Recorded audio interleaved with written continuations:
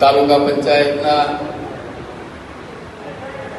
વર્ષો સુધી કર્મચારી રહ્યા અને એ ટીડીઓમાંથી જે સેવા નિવૃત્ત થઈ રહ્યા છે એવા ભાઈ શ્રી અકુબાભાઈ, એમના સૌ પરિવારજનો, એમના બે ભાઈશ્રીઓ, ભાઈ શ્રી મોરબી બાપ્પા, ભાઈ શ્રી ભૂપતસિંહ, ભાઈ શ્રી છોટુબા, ક્ષત્રિય સમાજના સૌ ઉપસ્થિત પદાધિકારીઓ, આગેવાનો, તાલુકા પંચાયતના સૌ કર્મચારી ભાઈ બહેનો, તલાટી મિત્રો, ઉપસ્થિત ભાઈઓ અને બહેનો, સરકારી કર્મચારીએ વય મર્યાદાના કારણે નિવૃત્ત થવાનું હોય છે, પણ હવે ભારત દેશમાં જે વય છે એનો, ઉંમર છે એનો ખૂબ મોટો વધારો થઈ ગયો છે. એટલે 58 વર્ષે કે 60 વર્ષે સેક્રેટરીએટ 60 વર્ષે નિવૃત્ત થાય, પણ એ ગમે ત્યારે નિવૃત્ત થાય ત્યારે યંગ જ લાગે, યુવાન જ લાગે.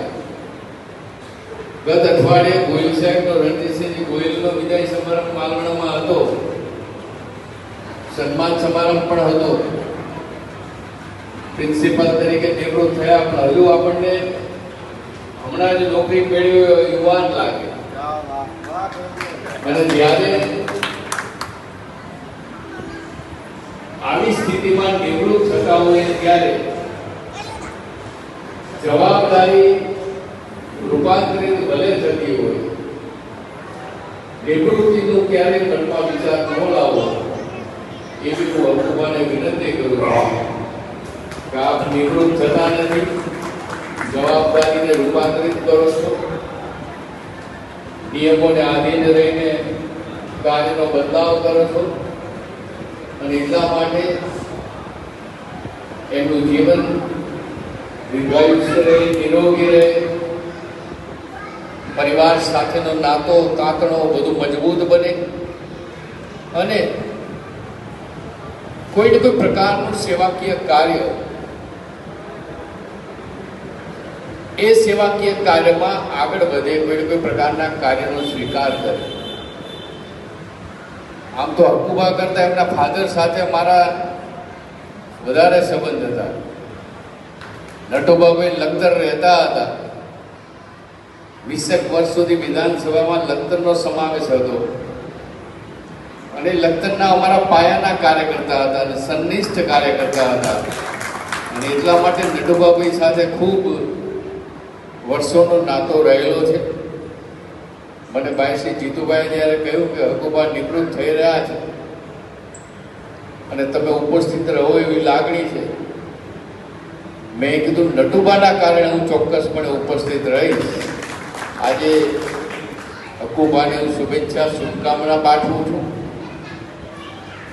નરેન્દ્રભાઈ મોદીએ કર્મચારીને કર્મયોગી કહ્યો હતો અને એમના આવ્યા પછી 2001માં ગુજરાતમાં મુખ્યમંત્રી તરીકે જ્યારે જવાબદારી સંભાળી ત્યારે કર્મચારી જો કર્મયોગી બને તો ગુજરાતના મોટા ભાગના પ્રશ્નો હલ થઈ જાય.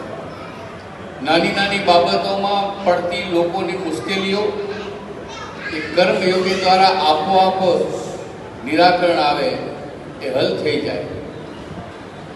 હું ઘણી બધી વખત કહું છું કે કર્મચારી ઘણા બધા એવા મેં જોયા છે આખા ગુજરાતમાં, અહીંયા નહીં, કે 2 કે 3 કે 4 વર્ષ કોઈ સેવા, સરકારની સેવા, ઈશ્વરનો પાડ માનજો કે તમારી જીવન વ્યવહાર પદ્ધતિ ટકાવી રાખવાની સાથે સાથે તમને એવું કાર્ય મળ્યું છે કે તમારું જીવન પણ ચાલે, સાથોસાથ લોકોની સેવા પણ થઈ શકે, એવું કાર્ય ઈશ્વરે આપ્યું છે કર્મચારીને. અને ત્યારે કર્મચારી ક્યાંય પણ 2, 3, 4 વર્ષ જોબ કરે, નોકરી કરે તો એ વિસ્તાર એને હંમેશા યાદ કરતો હોય છે. પછી એ શિક્ષક હોય, તલાટી હોય, કર્મચારી હોય, એનું કારણ એના કેટલાક સારા કામો એ છોડીને જતા હોય છે. અને એવા સારા કામ કરવા માટે પગાર એટલો જ મળવાનો છે, કલાકો એટલા જ કામ કરવાના છે, પણ આપણી છાપ લોકોમાં કયા પ્રકારની છે એનું મૂલ્યાંકન પ્રત્યેક કર્મચારીએ કરવું જોઈએ. ઘણા બધા કર્મચારી તલાટી કે શિક્ષક કે શાળામાં પ્રવેશો તો શિક્ષક પ્રિન્સિપાલ કયા પ્રકારની કાર્ય પદ્ધતિ છે એનો ખ્યાલ આવે છે. ગામના પાદરમાં જાઓ તો ગામનું પાદર સુંદર રળિયામણું હોય, સ્વચ્છ હોય તો આપણને ખ્યાલ આવે છે. પણ હવે ક્ષોભ અનુભવે છે કર્મચારી, પણ ધીરે ધીરે ક્ષોભ અનુભવે છે ને એવો અનુભવે છે કે આપણે ક્યાં અડખામણા થાવ. હું સૌ કર્મચારીઓને વિનંતી કરીશ કે અડખામણું થવાનું આવે તો તમારા માટે નથી થવાનું, કે જે તે વિસ્તાર માટે, ગામ માટે થવાનું છે. તમે અહીંથી ખાંભડા સુધી કે સુરનગર સુધી જાઓ.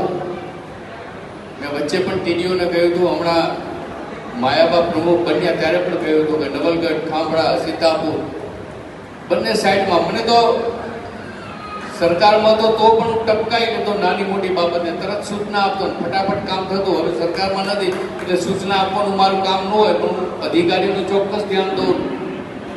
તમે બંને સાઈડ પ્લાસ્ટિક ઢગલાબંધ જોતા હશો. આપણે ક્યારે પ્રયત્ન કર્યો કે આ પ્લાસ્ટિકનો ઉપયોગ ઓછો થાય? તલાટી છીએ તો તલાટી તરીકે કે કર્મચારી તરીકે ક્યારે આપણે ઉપયોગ કર્યો કે જ્યારે પણ ગામની આપણે વિઝિટ લઈએ ત્યારે ગામમાં મહિલા વિધવા બહેનો કેટલા છે ને પેન્શન એને મળે છે કે કેમ એને ચેક કર્યું? ગામમાં નિરાધાર લોકો કેટલા છે, નિરાધાર લોકોને પેન્શન મળે છે કે કેમ ચેક કર્યું? હું હમણાં વડોદરા જિલ્લાના પ્રવાસે હતો. નવા આઈએસ અધિકારી ડીડીઓ બેન બન્યા હતા. એ ડીડીઓ બેનને સ્વાભાવિક છે કે નવા હોય તો તરત બધી યોજનાઓ ન હોય, પણ કલેક્ટર પણ હાજર હતા.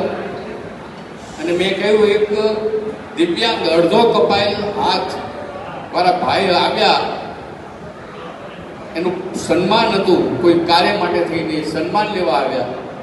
મેં એને કહ્યું કે તમે હાથ બીજો કેમ ફિટ કરાવતા? તમને તો સરકારની યોજનાનો સંપૂર્ણપણે લાભ પ્રાપ્ત થાય.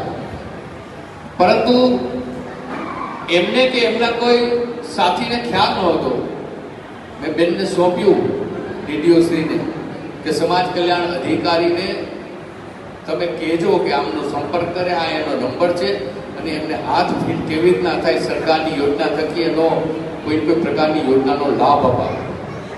મારે તો કંઈ કરવાનું હતું નહીં, મારે તો આંગળી ચીંધવાનું, પુણ્ય લેવાનું.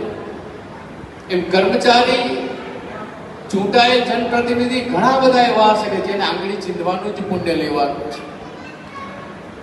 અને એટલા માટે વિધવા બેન, હું જ્યાં જોબ કરું છું એ વિસ્તારમાં વિધવા બેન કોઈ પેન્શન વગરના તો નથી, નિરાધાર વ્યક્તિ તો કોઈ પેન્શન વગરના નથી, દિવ્યાંગ વ્યક્તિ કોઈ પેન્શન વગરના નથી. અનેકવિધ એવી યોજનાઓ કેન્દ્ર અને રાજ્ય સરકારની 450 જેટલી યોજનાઓ છે જે ઓબીસી, એસસી, એસટી ને તો મળે છે, પણ એ સિવાય જનરલ પબ્લિકને, બધા જ સમાજને ખૂબ મોટા પ્રમાણમાં લાભ પ્રાપ્ત થતો હોય છે. આજે હકુબા જ્યારે નિવૃત્ત થઈ રહ્યા છે ત્યારે હકુબા કોઈ એક કામ સ્વીકાર કરે, હું એક કામ દ્વારા આ વિસ્તારમાં, ધાંગધ્રા શહેરમાં કે એમના વોર્ડ